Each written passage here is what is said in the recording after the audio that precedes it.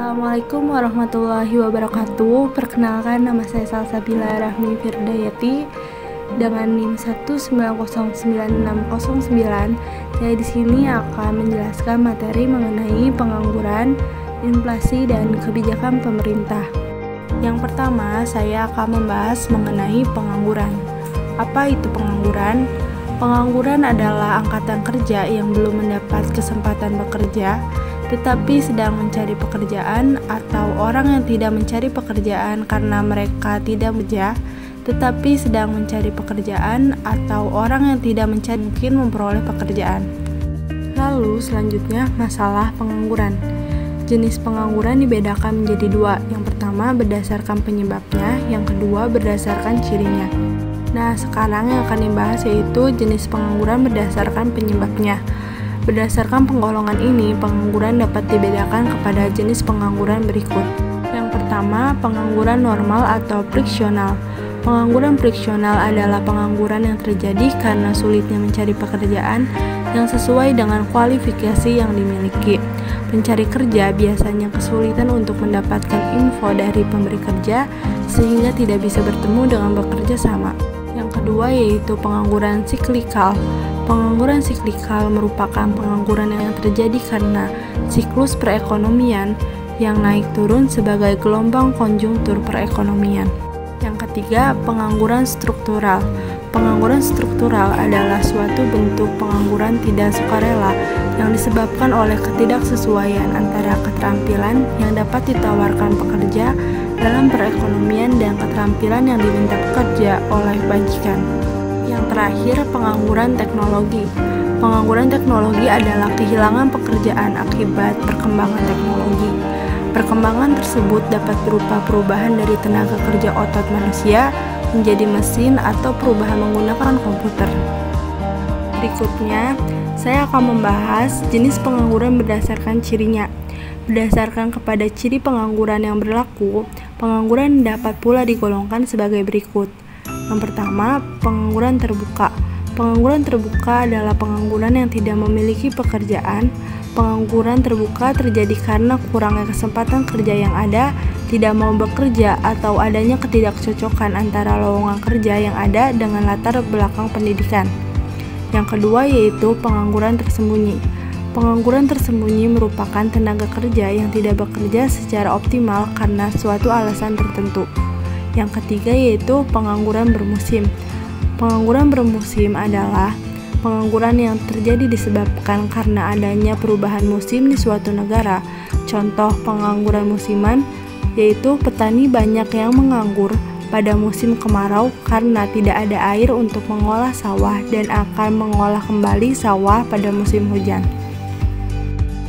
Selanjutnya, ada tujuan kebijakan pemerintah untuk mengatasi pengangguran dibagi menjadi dua. Yang pertama, tujuan bersifat ekonomi. Yang kedua, tujuan bersifat sosial dan politik. Nah, tujuan bersifat ekonomi ini untuk mengatasi pengangguran didasarkan kepada pertimbangan-pertimbangan yang bersifat ekonomi, yaitu dengan cara menyediakan lowongan pekerjaan, meningkatkan taraf kemakmuran masyarakat, memperbaiki pembagian pendapatan.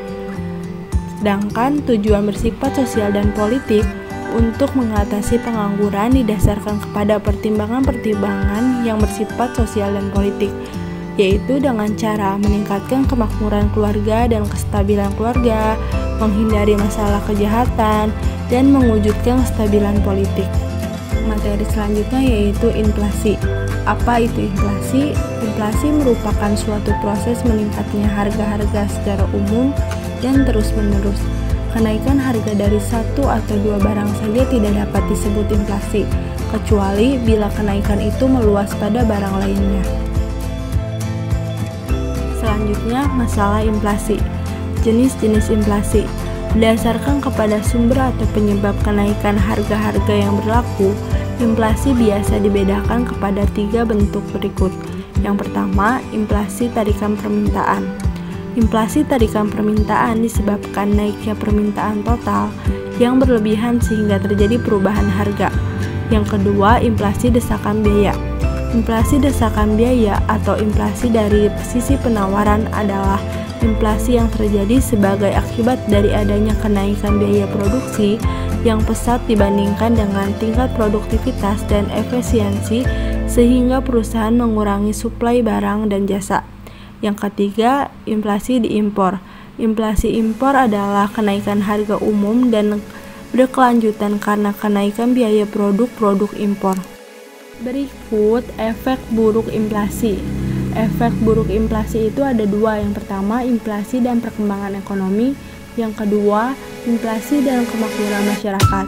Inflasi dan perkembangan ekonomi yaitu biasanya inflasi yang tinggi tingkatnya akan menghambat perkembangan ekonomi. Biaya yang terus-menerus naik menyebabkan kegiatan produktif sangat tidak menguntungkan. Maka pemilik modal biasanya lebih suka menggunakan uangnya untuk tujuan spekulasi. Investasi produktif akan berkurang dan tingkat kegiatan ekonomi akan menurun. Sebagai akibatnya, lebih banyak pengangguran akan terwujud. Berikutnya, inflasi dan kemakmuran masyarakat, yaitu yang pertama, inflasi akan menurunkan pendapatan real orang-orang yang berpendapatan tetap. Yang kedua, inflasi akan mengurangi nilai kekayaan yang berbentuk uang. Yang ketiga, memperburuk kekayaan. Materi terakhir yaitu kebijakan pemerintah. Kebijakan pemerintah itu ada tiga. Yang pertama, kebijakan fiskal. Yang kedua, kebijakan moneter. Yang ketiga, kebijakan segi penawaran. Nah, kebijakan fiskal yaitu langkah-langkah pemerintah membuat perubahan dalam bidang perpajakan dan pengeluaran pemerintah dengan maksud untuk mempengaruhi pengeluaran agregat dalam perekonomian. Sedangkan kebijakan moneter yaitu langkah-langkah pemerintah yang dilaksanakan oleh Bank Sentral. Di Indonesia, Bank Sentral adalah Bank Indonesia untuk mempengaruhi atau mengubah penawaran uang dalam perekonomian atau mengubah suku bunga dengan maksud untuk mempengaruhi pengeluaran agregat.